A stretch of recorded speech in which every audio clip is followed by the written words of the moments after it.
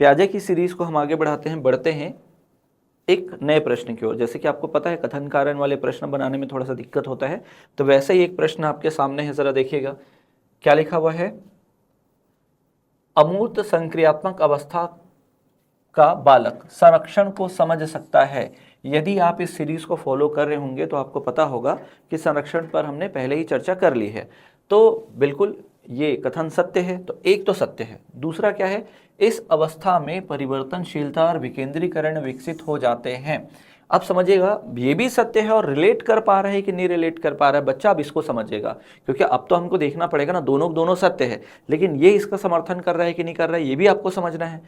देखो, संरक्षण का मतलब मैंने आपको लास्ट क्लास में बताया था कि बच्चे के सामने हम अगर कोई मतलब बच्चा अगर कोई बिस्किट खाता है, तो अगर मान लो पूरा उसके सामने लेके गए हैं और वो अपने हाथ से फाड़ के खा रहा है, तब तक तो उसको ठीक लग रहा है।